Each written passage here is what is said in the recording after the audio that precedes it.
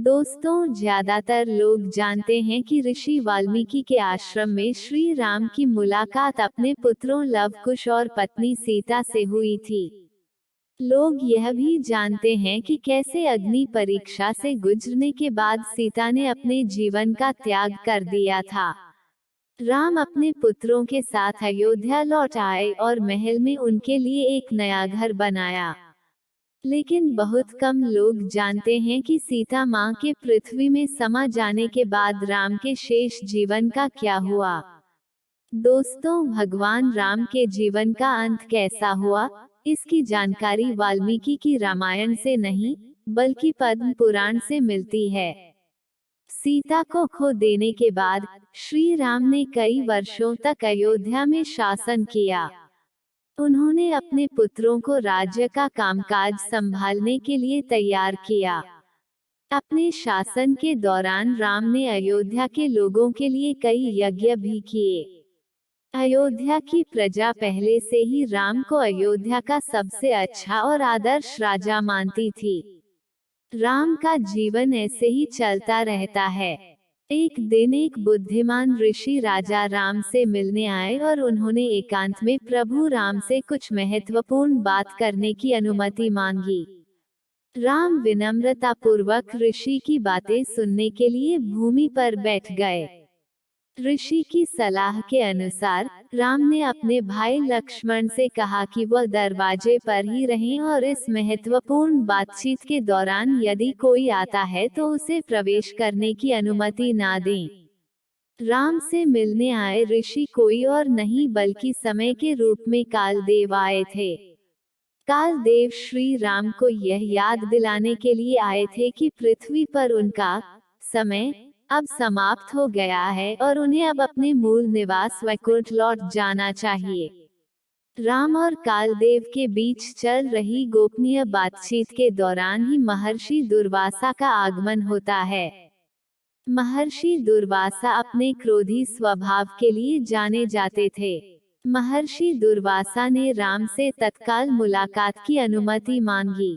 लक्ष्मण महर्षि दुर्वासा को स्थिति समझाने की कोशिश करते हैं, लेकिन महर्षि दुर्वासा नहीं मानते हैं। वो लक्ष्मण पर क्रोधित हो जाते हैं और यहाँ तक कह देते हैं कि अगर उन्हें अंदर नहीं जाने दिया गया तो वह लक्ष्मण को श्राप दे देंगे। लक्ष्मण को समझ नहीं आता कि वह भाई के आदेश की अवहेलना करें या श्राप सहें। लक्ष्मण को इस बात का एहसास होता है कि यह सारी स्थिति उन्हें उनका अंतिम मार्ग दिखाने का संकेत थी। वो सरयू नदी में समा जाते हैं और अनंत शेष का रूप ले लेते हैं। राम महाविष्णु के राम अवतार को समाप्त करने के तैयारी में होते हैं, तभी उन्हें लक्ष्मण के बारे में पता चलता है। वो भी सरयू नदी में अदृश्य देवों के साथ चलते जाते हैं और इस प्रकार उनका राम अवतार समाप्त हो जाता है। सरयू में समाने के तुरंत बाद महाविष्णु अपने मूल रूप में उसी स्थान पर प्रकट हुए जिस स्थान पर लोग पहले से ही इकट्ठा थे। उन्होंने लोगों को आशीर्वाद दिया। राम विष्णु और लक्ष्मण आदिशेष हो गए थे। हालांकि ज्यादातर लोग मानते हैं कि राम का अंत ऐसे ही हुआ था, फिर भी कुछ लोगों की इससे अलग राय है। पुराणों में इस बात का जिक्र है कि ब्रह्मांड के पालनहार भगवान विष्णु अपने अस्तित्व को समाप्त नहीं कर सकते हैं।